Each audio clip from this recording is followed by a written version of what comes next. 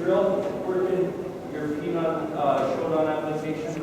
When you're looking at application of Kata, there are many steps, many stages of application. You have basic application, which is just your block, punch, strike application. And then as you get into black belt, you can explore other possibilities, like when the arms cross, you might be trapping or breaking something. When you turn, you may be throwing. And we'll get into that in a minute. But right now, just to walk off, we're just going to do a simple drill. He's going to step in, right punch. Straight punch? Yeah, straight punch, right?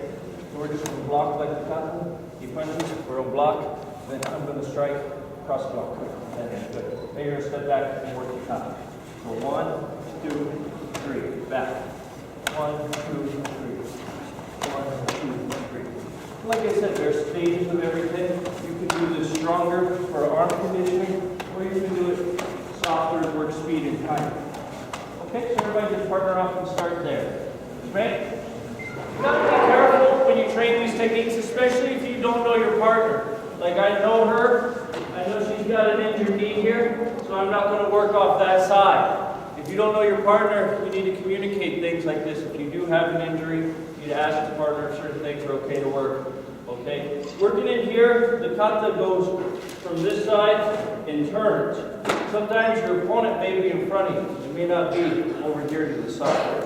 So sometimes the turn can be pulling someone across. So when you look at this, this hand pulls hard. This hand lifts for your high block. You're going into a cat stance, which implies that you could be attacking the leg or throwing a kick.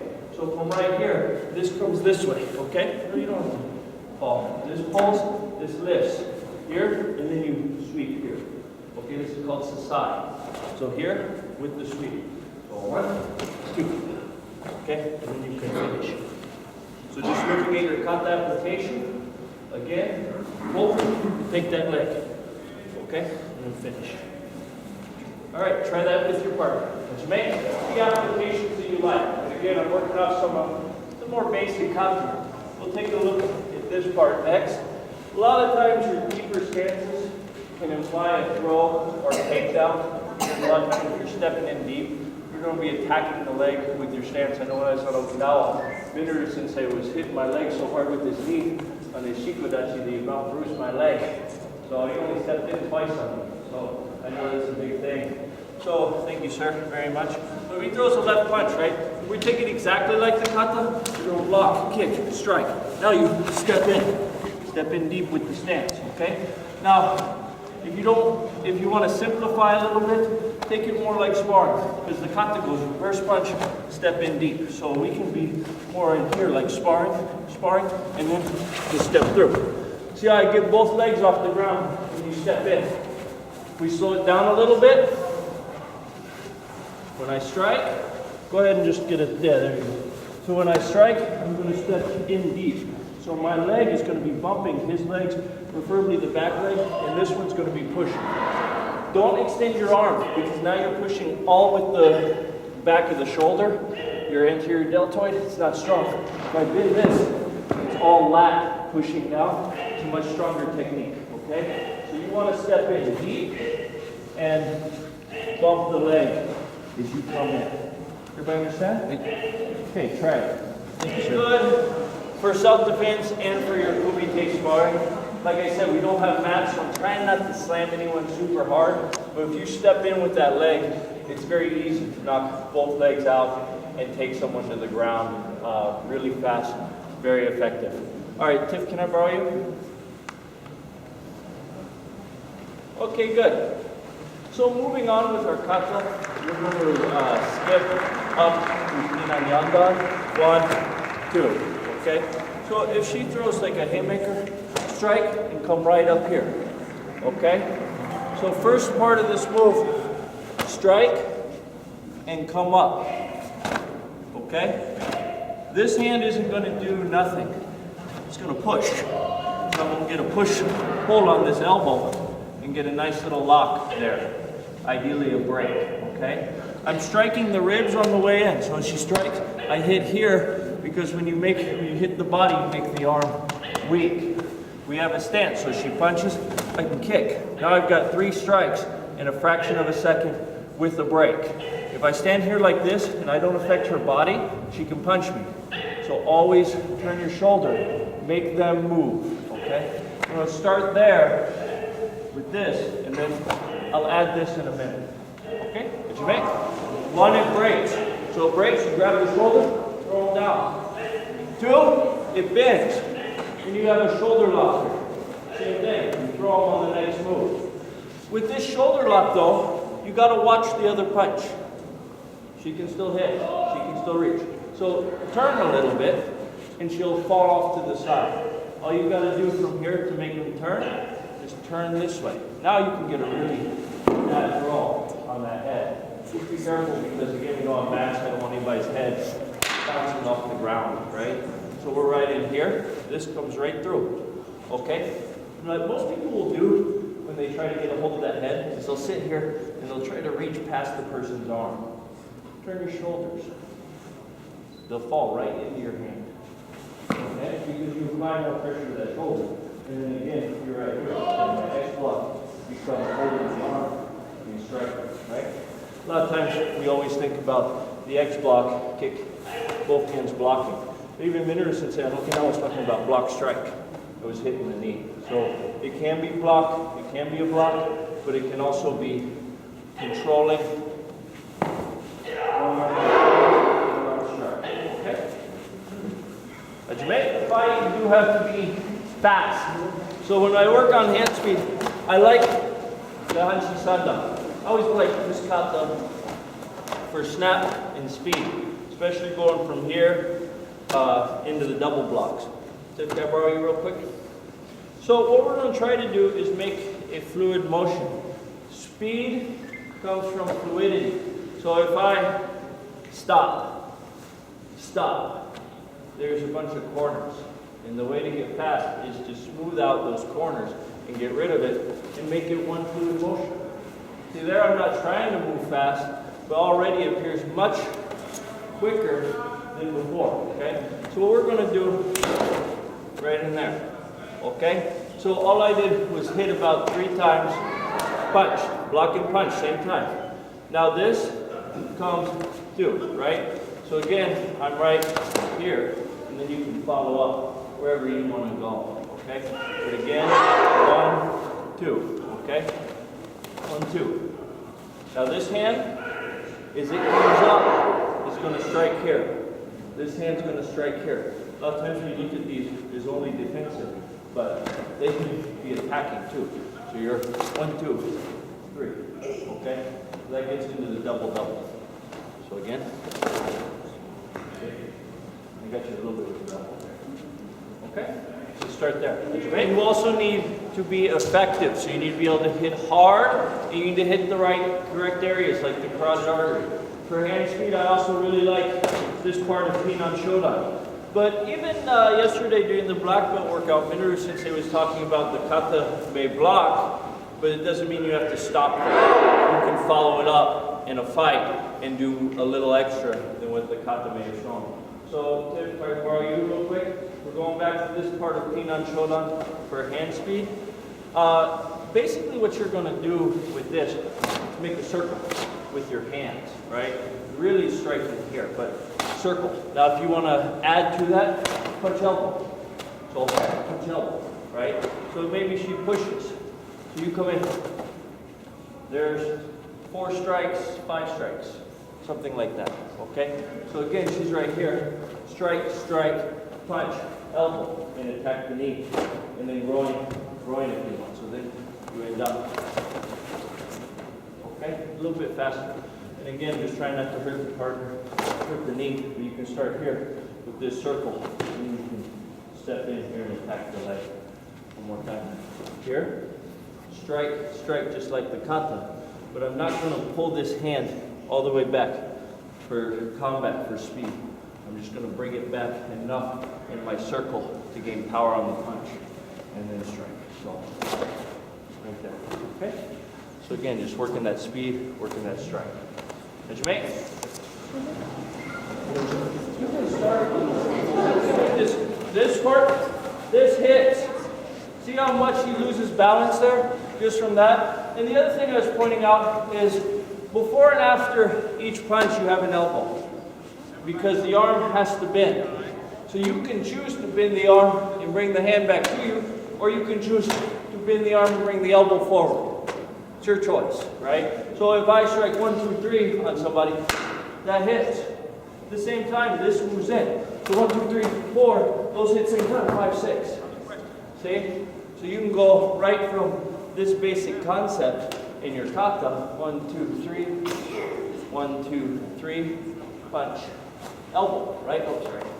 Let's see here, same time. Okay? Okay, continue. Is effective not just because of speed and strength, but also where you hit, aiming for an opponent's weaknesses. So when we're coming into this neck, we're attacking here, right into that carotid artery area, just offside the throat. You can go to the throat. What you want to avoid is hitting the muscle of the neck because it's not going to do anything. So you want to drive in there. And then on the leg, you've got a pressure point right here above that knee. And that's where you're attacking when you step in and hit with your knee strike, right? And when you look at your kata and you look at stancing, like I said, for the most part, if you're getting into a low stance, you're attacking the legs, normally. Legs deal with legs. So if I'm going to step into a low stance in a fight, this is going to be hitting, or this is going to be breaking them down this way. Okay, always. All right, let's take a look at Naihanchi. Here's a real basic move, okay? So these hands pulling back, if you're going to pull your hands this way, you probably have something in them. If he's squaring off to fight with me, I'm not going to, you know? Okay, so you have something in them. A real basic concept I like to work off of right here. You take the arm, just a basic grip, just like catching a football here with the triangle. You're going to grab the arm with both hands. Now you rotate and step into your stance. Strike, strike, just like the kata. So again, from right here, this rotates. Elbow on his elbow, lift on the hand. Strike, strike. If the person's really big, you can step in and use your armpit and apply more pressure down. Then you may have to elbow instead of the down block punch, and that's okay. Sometimes we have to adapt. Your step across in the kata can be a kick. So if this hand is here, strike, this can stomp that knee, right? Once this knee, I like to attack from the side because this is as far as it can go. If somebody were to kick my leg and push it past that point, I'm going to get a tear right here on this MCL, okay? And so once the person's knee is torn, you can leave. They're not going to come after you, okay?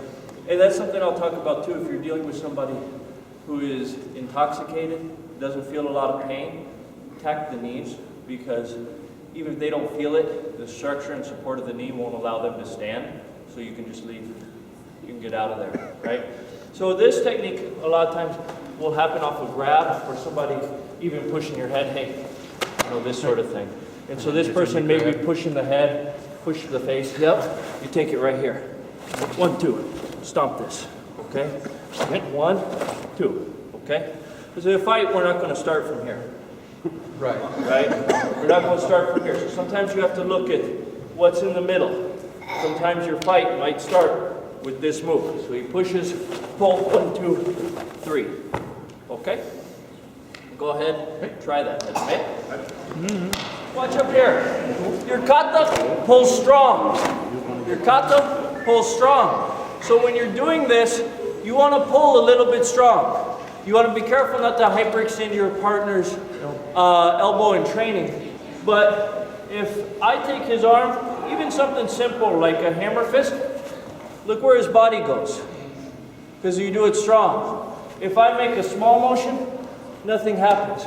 I make a big motion and pull to my hip, he starts coming in because the shoulder reaches a point where it can't go anymore. So the body's going to start to protect itself and go with the motion. So if I'm in here real aggressive, he needs to pull this strong to his hip. Yeah, because when he pulls this to his hip, he's going to bring me down. Even if I don't twist, if I pull this to my hip, his head has to come down a little bit. When I twist, his head has to come down a little more. When I apply pressure with the elbow, his head has to come down more. And again, this pushes, these two hands lift this way for the break. Okay? So again, but reality is, a real situation, they're not do this.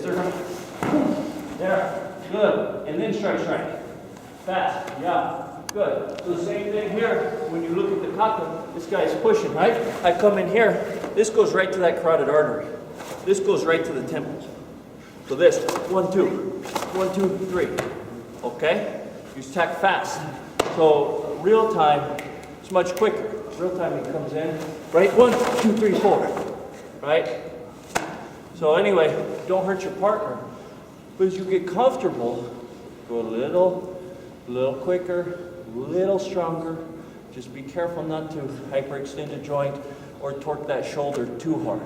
Because you are, every time you twist this, you are torquing that shoulder. Right? Okay. What you make? It's going to attack that way in the street. Right? Like I said, somebody in the street, hey, you cut me off in traffic. What's your problem, man? This way, right? Okay? At least in Arizona, that's what happens. Okay? So anyway, you got to make your training a little more realistic. I know sometimes we don't want to touch each other, and sometimes we're sensitive about the face, and we don't want to be rude to our partner.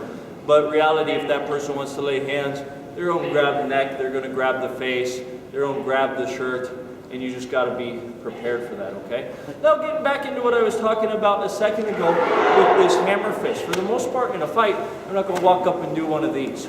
So a lot of times when you look at a hammer fist from like Pinan Nidan, you might be dealing with the grab. So if he grabs tight, I move offline, strike, okay? What if they're behind you? If they grab your hands this way, right? Okay, elbow, now come around, this way. Because especially, grab hard, don't let go, okay? Especially he's grabbing hard, right? Maybe he has both hands. Elbow. Now this comes here, right? This hand, this shoulder's in bad shape right now. So I'm going to take a step off and start to turn towards him. This arm is going to make a big motion with that hammer fist. When somebody's being strong and you make a big motion, it brings that face down, okay? And like I said, it doesn't matter. They could be grabbing in front of you.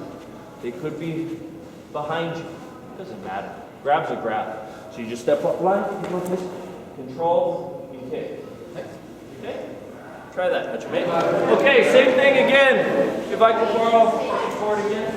Okay, same thing again. A lot of times in karate, to learn a technique, you have to go in steps, right? So you come up and you grab, and then he goes. Okay, good.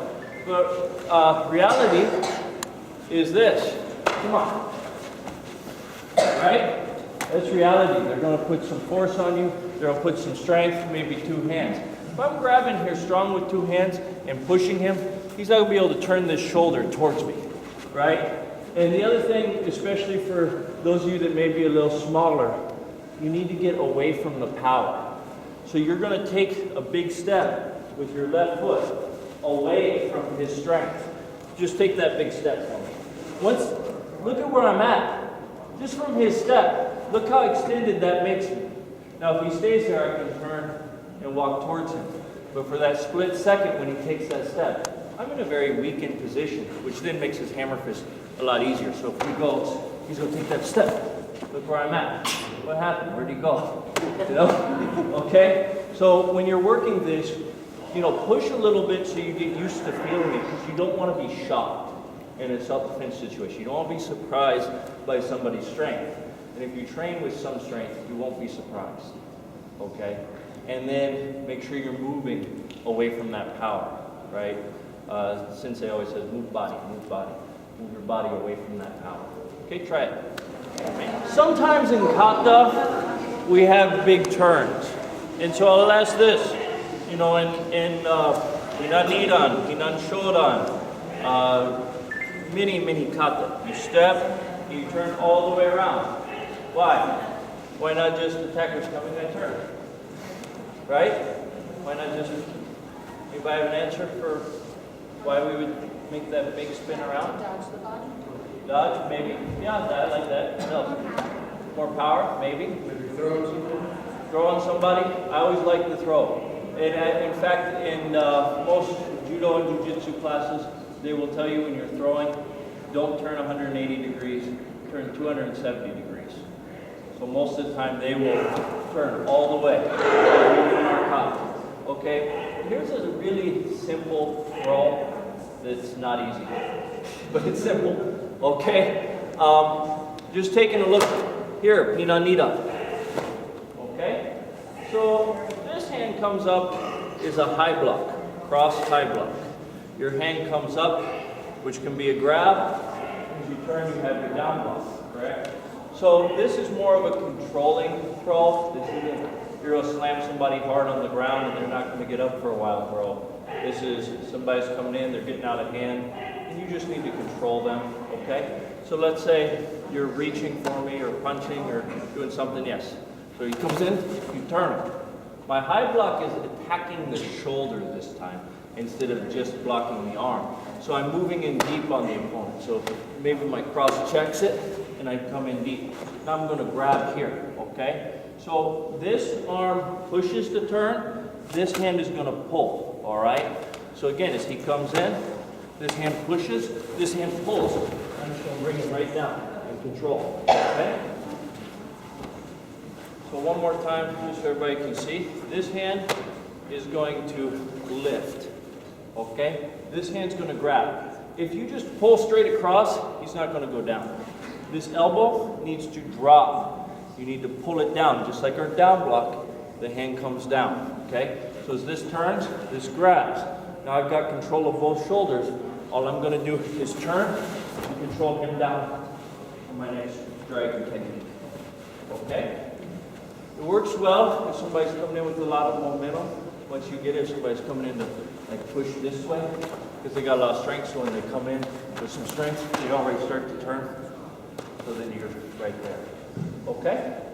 And again, just so we can see the kata, I just did my third high block here.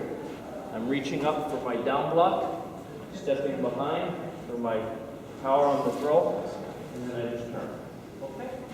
Go ahead and try. Okay.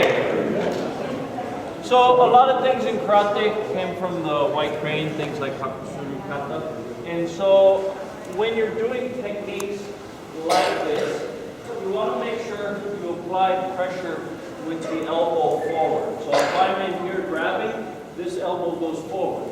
If I'm in the front grabbing for control, this elbow goes forward. Because it gives a fulcrum. Versus if I just pull on it, right, he's not going down. If I'm here and I just pull, he's not going down. Right? But if I use this elbow to create a fulcrum, now you can gain control over your opponent much easier. So you can do the same thing with the arms. Same thing as the arm in here, using that elbow to create more strength, okay? Elbows tight, right? We always hear that in karate, elbows tight, elbows tight. So use it when you're doing your bunkai or you're fighting. Okay, so we have just a couple minutes left.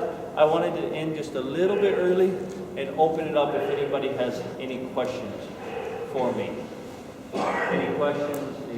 Who's in kata, anything you're curious about? Yes, sir. When you do the judo block, the last one we just did, to an outside a little bit? You may go to the outside a little bit. It depends on the height of your opponent. Run up here real quick. Okay. Put your arm on my shoulder. Well, where's your arm at now? Right? So it depends on the height of your opponent. Remember, kata, thank you. Remember, kata gives you an idea. But when you do it in combat, it's not going to be perfect. Because what does Sensei always tell us? Well, aim for your own nose on your high punch. Aim for your own nose. Aim for your own nose. You know, same level, right? But then you get in combat and everyone's a different height. If I were going to punch his nose, I'd have to be down here, right? If I were fighting somebody much taller, I'd have to be up here. Applies with everything. Your high block, your down block, your shuri-te, everything. It changes once you're fighting somebody. Just a little bit. Just a little bit. Yes? How would you react if someone grabbed you from the back? From the back? Okay, so if somebody's choking you from behind, there are many different things you can do. You're going to be looking then at your Pinan Sandan. Okay? This hand comes up, you punch it hard in kata, but you might be grabbing and defending, right? So if somebody comes in to choke, right, from behind, first of all, protect your neck. Grab this immediately. This can strike just like kata. This can go to the eyes. If he moves his head around, I can still find his eyes. Move your head, turn to the side, you can stay right on him, okay? So when you come back here, you grab him, you know where he's at, you strike, you grab down here. Twist, grab, strike, right? Now, the kata slides out, so I slide out. Now I'm back in the kata using a choke, right? So first defend, start throwing some strikes back, and then work your way out, right? It's always, if he grabs tight, he grab tight, good. This is tough to get out of this way, but hold on tight, don't let go. Don't let go, don't let go, don't let go. It's easier to slip out that way, going under the arm, okay? So that gives you an idea, and of course it would take some training, okay? Anything else, any other questions? All right, we're comfortable talking in here. We're not comfortable in here, but this is where fights happen. Hey, what's your problem? And then they're right in here this way, right? And it happens that fast. And they're going to come in normally wide with that punch. So this guy comes in wide with that haymaker, knock it down and strike immediately, aiming for this carotid artery right here. Okay, you can see how just a touch affects him. So a hard hit with the knife edge of the hand here or the hammer fist is going to cause a lot of damage. So again, he comes in, 1, 2. Now, you always got to worry about the second punch, right? You always got to be aware of this punch. So if I stay here, he can hit me, right? So I'm going to bring him down. That's the whole thing with the kata. Bring him down. So again, he comes in, and in a second, you've got control of this person. See? This here is a good place because he's going to have to work to hit. And I'm right here. Okay? So let's just start there, very simple. Again, 1, 2, 3. When you pull the head down, if you pull on the neck, resist. Be strong. Be really strong. See how he's not coming down? Go just a little higher on the head. See? This makes it much harder for him to stand because he's using the smaller muscle group to defend. Okay? Here, if I grab the neck, he's using his back to keep himself upright. If I grab the head, he's using all neck muscles. It's much harder for him. Okay? All right. Come on up here. All right, I'm going to pick on you for just a second here. Block, strike. And then strike. Okay, good. See how that's 1, 2? Everybody fights on a rhythm. 1, 2. Punch, punch, punch, punch, kick. Punch, punch. Right? Or Kata do that, or Yakusoku do that. People naturally do that. Dance on the rhythm, everything, right? So he's doing the technique. Okay, what about number 2? Is this coming? That's how it happens in a fight, right? 1, 2. So what he's got to do is learn to block and hit at the same time. And then he's got to pull my head forward before I can throw this punch. Okay, go. There. See, I maybe hit his elbow. That's it. Now I'm in position to knee strike the leg up. Yeah, knee it straight back. There you go. Good. Okay. So when you're training with your partner, one of the things I think we're not careful on is watching for that second punch. We don't tell our partner to throw 2 punches and see if your technique can finish them before the second punch lands. So sometimes if you open your hands so you're not hurting your partner and you just try to touch, see, he's got to pull me forward. There, see? So he can see if he's fast enough now to beat that second punch. The only way you can do it, again, if he punch, if I go block, strike, we hit each other same time. If he punches and I go 1, 2, now I beat the punch because I'm on a different rhythm than he is.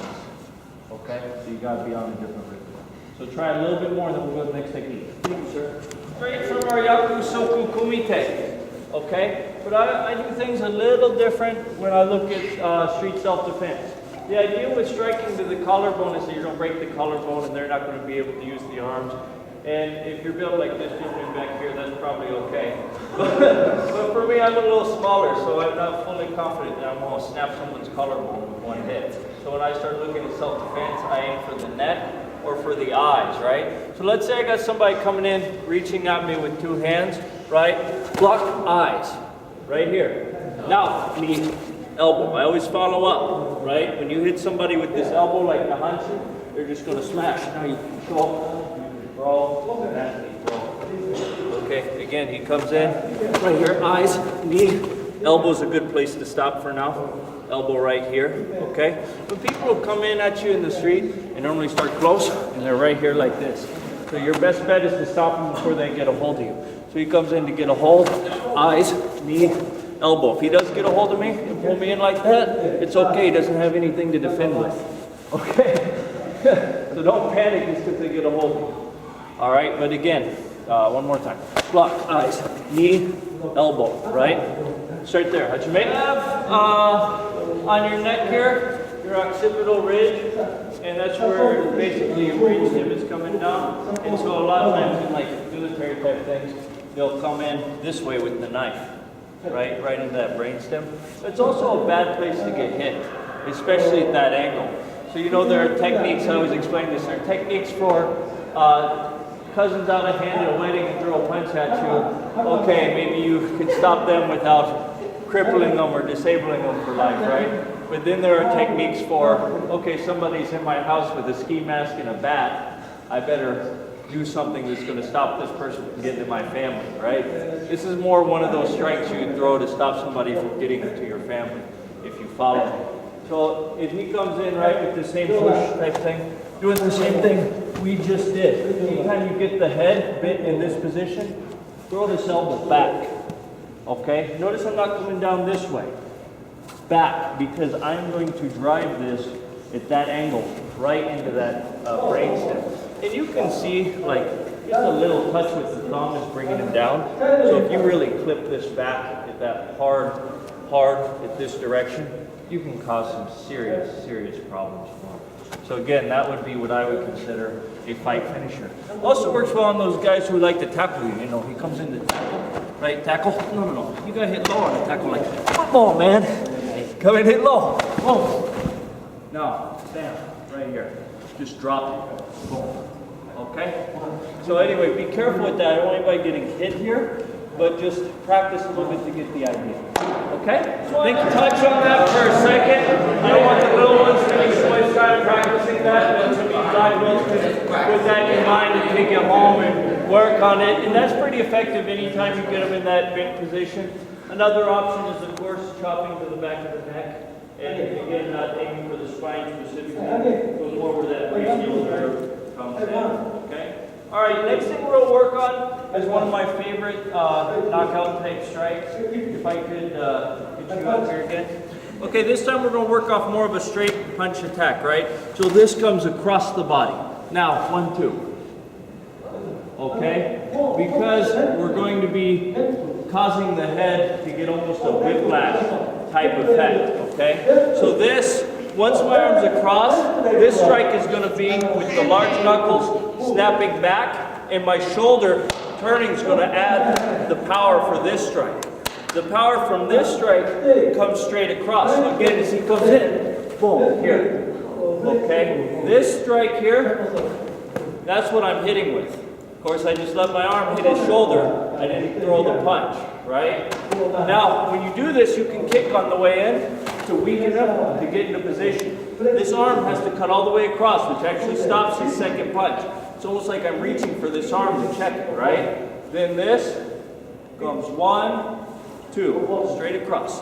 1, 2. And so this is one of those that I really feel would finish, because as this hits and this head snaps this way, you punch right back across. Now if you look at the jaw and the way it fits in, the jaw is very strong here and can take a lot of pressure. It can't take impact this way at all. And you're hitting where it fits in. So at the very least you're going to break the jaw, but it should also, just from the whiplash effect, not even getting into the pressure points where it can cause that knockout. Okay? So again, if you did Sensei Stolzbart's class, you can do this check block and come across just like he did. Then we're just going to turn this over and come back, punch, punch. Okay?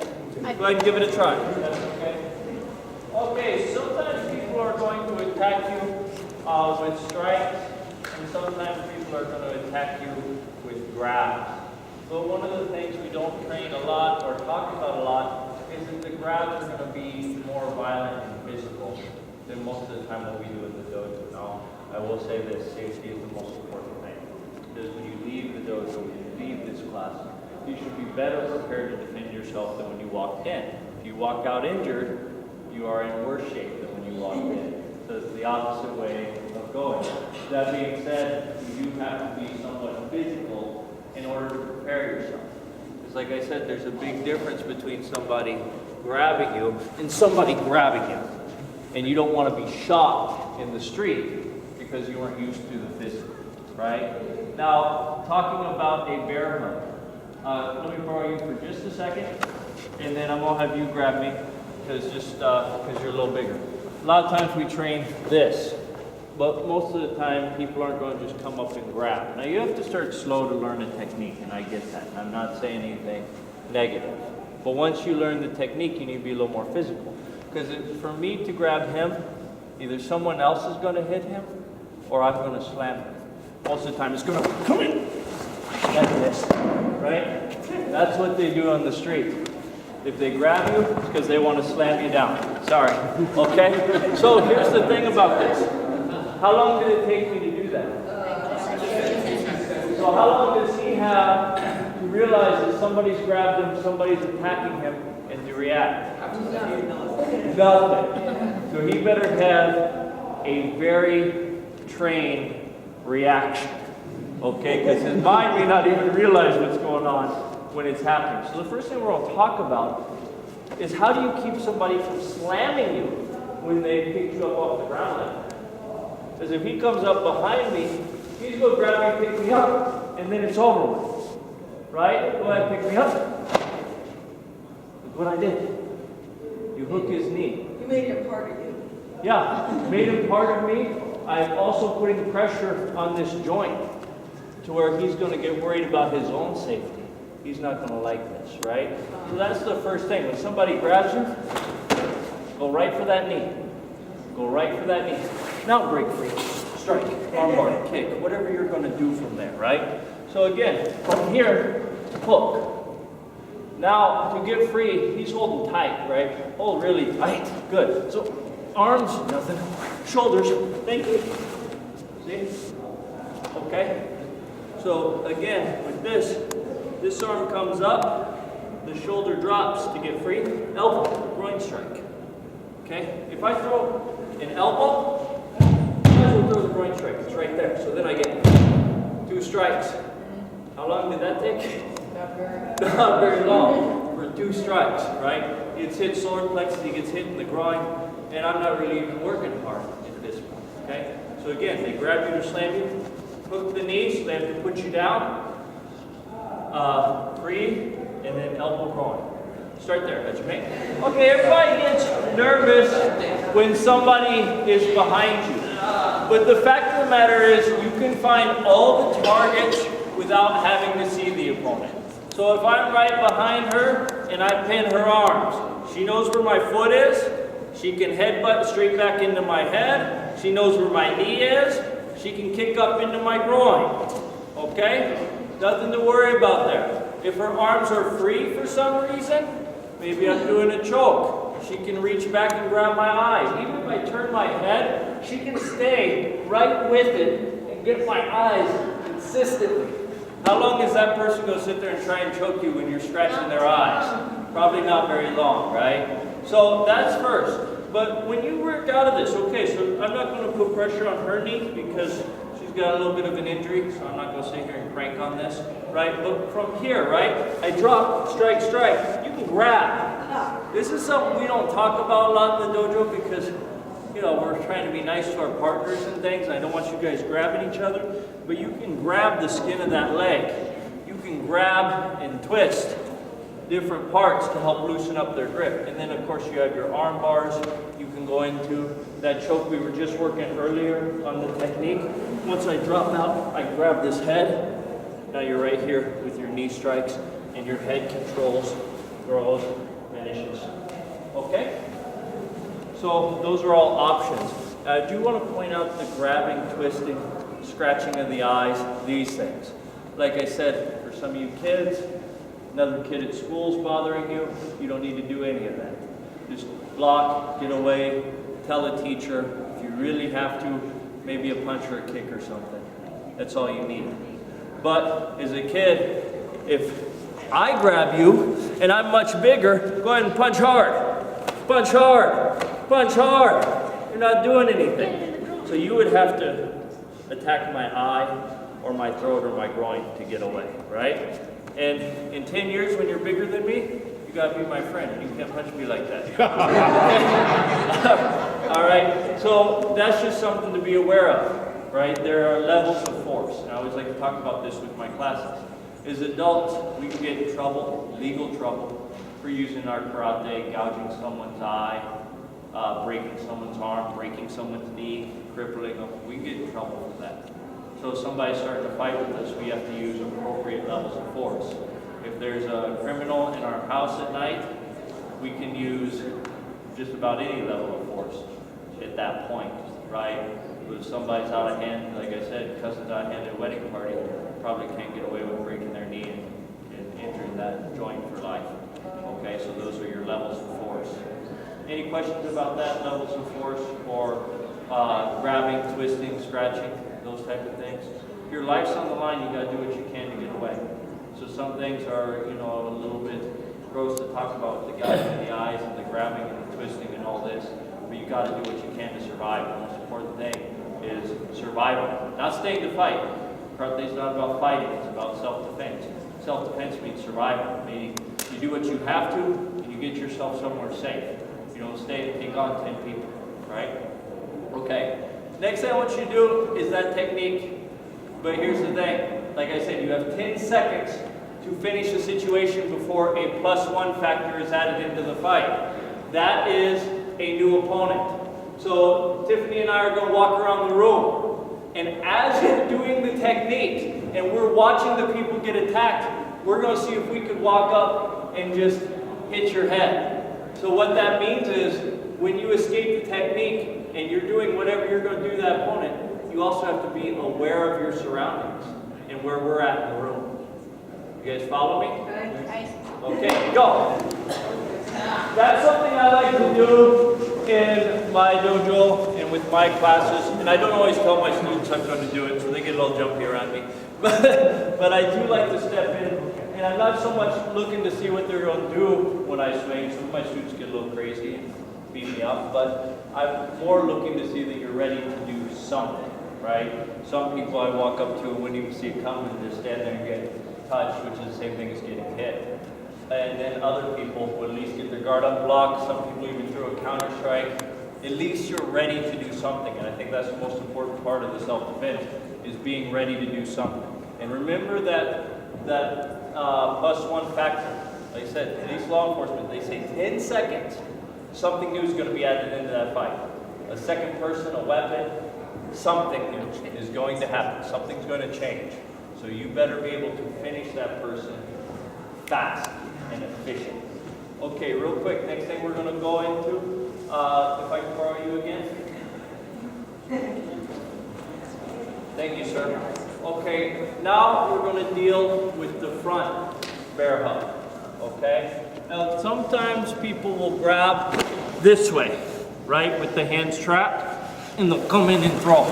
Normally, a wrestler will go underneath the arms and throw, okay? Either way, he comes in to grab, hook this leg so he can't throw. See how I broke that down? That's just my Naihanchi stance, that's just my crossover stance. Second thing, you see these arms coming? Ideally, you're going to stop them, but if you can't, groin. Okay? Hit right here to the groin, and knee strike to the groin. So he grabs, hit, knee. If I have to hook, I'll hook. If he lifts me, I'll hook. Otherwise, knee to the groin, hit to the groin. Yes, this isn't a lot of power. And here, you're hitting the groin. How much power do you really need? Okay? And again, grabbing, twisting, there are things you can do to make that very painful, very fast, okay? So again, if he grabs hands here, hit the groin, knee the groin, you can headbutt, you can use this stance to trap the knee so that he can't pick you up, and then again, just by twisting, you can gain control of that leg, okay? That's your mate. He said, what if somebody's in your house at night and you have to hold them until police show up? Personally, I'm not going to. I live in Arizona, and they give us a lot of leniency on what to do with somebody in your house and things. And so, if somebody's in my house at night, I'm going to go until they can't anymore. That's me personally. If you do find yourself in a situation, maybe a different situation, that you do have to hold somebody down, the important thing to remember is pain tolerance and adaptation. And you asked the question. So I apologize for this. I'm not going to hurt you. If I sit here and I take a basic hold, it doesn't matter if you're talking about elbow lock, wrist lock, or anything, and I hold it, eventually his pain tolerance is going to build up and he's going to be able to start resisting. So I cannot hold him here indefinitely. So that's why I always like to break and move on. If you are going to try to hold somebody in a lock, you have to do what's called variable pressure. You have to apply, release slightly, apply, release slightly, apply, and keep applying strong so that you keep inflicting pain. It stops for a second, you inflict it again, so that the mind doesn't have time to adapt to when the pain is there or how much pain to where they can resist. So each time is like the first time? What's that? Each time is like the first time? Kind of like that, yes. But for me personally, if I put them in a lock, I'm probably going to hurt them. I'm not going to try to hold anybody. For the most part, there's a couple locks I would use, which I think is your question. One of them is hichidori, a shoulder lock. If I'm going to try to hold somebody with a lock, it's going to be a lock where I've got them secure and their hands on the ground. So like if I had them in a lock like this I feel pretty secure with because I've got my legs for leverage, I've got my arm for leverage, I got knee on his back, and his arm's on the ground, so there's not much he can do with it, right? If he does try to reach back and do something, I can trap it now. Yeah. Okay? So something like this is okay, but for the most part, if it's a fight, if you knock them out, your chances of winning go way up. We ran out of time. I was going to show one more thing. If they grab with this front bear, I'm not going to keep you down, and your hands are free. Ears, eyes, nose, throat. That's it. Especially start with that ears. When if you ever have that ear infection, you get dizzy. If you pop someone's eardrums, they're going to get dizzy. They're not going to be able to stand very well. They're going to be disoriented. A lot of times, get out of there. Hit and run, right? Hit. And then, of course, I always like to use this for the throat because when people get angry, they slope their forehead forward and they start pointing and yelling like this. You cut me off in traffic. You're the jerk. What that is that part of the brain that controls anger. It's one of the oldest parts of the brain. And so it's a natural instinct from the animal kingdom to protect your throat. And so when people get angry, they tend to slope their forehead forward and start talking like this. If you look, their chin is down. So if his chin is just slightly down, like he's angry and yelling at me, my fist isn't going to fit in his neck. So I thin it out, and it goes right in. See, thin it out, and it goes right there. So I like to use a half fist or a left hand to attack the throat. Just for that reason, because it's not something that's trained, it's something that's instinctual for us to get that chin down. And like I said, watch people when they get mad. They'll start yelling like this, right? Yes? By law, is there a difference between attacking at home when they go to your house or outside?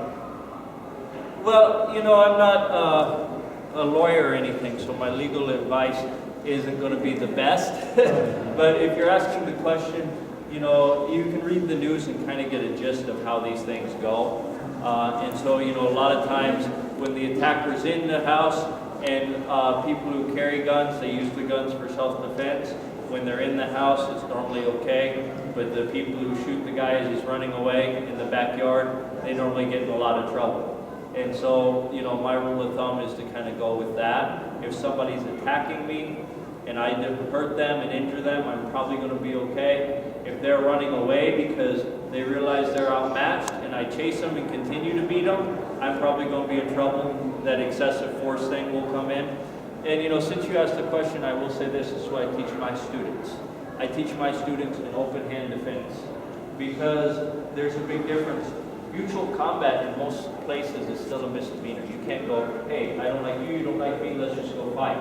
That's still a crime, okay? So if we're arguing, and I go here, who looks like the aggressor? Even if he was yelling first, who looks like the aggressor right now? You are. I do. I am. So if it's caught on security film, to the witnesses, they're going to say I started the fight. But if I go, hey, stop, back up, I don't want trouble. This has a different influence in everyone's mind. They're going to think that this implies that I'm just trying to be safe. Hey, I don't want trouble. Please back up. Look where my hands are. They're up. They're up. I'm protected. I'm defended. Hands are up. Right? And the other thing I always say is what you say after the fight matters. That guy came up here and he was such a jerk and I just laid him out. How do I sound right now? Aggressive. Aggressive, yes. Hey, this guy just started attacking me. I was in fear for my life. It was crazy. He went crazy on me and I was in fear for my life and I had to protect myself. I had to keep myself from getting hurt. That has a much different sound to it. So, saying that there was a threat and I had to defend myself, I had to protect myself, that's much better than saying, I hit him, this sort of thing. It doesn't sound good, right? The guy was a jerk and leave all that out of it. Okay? Thank you.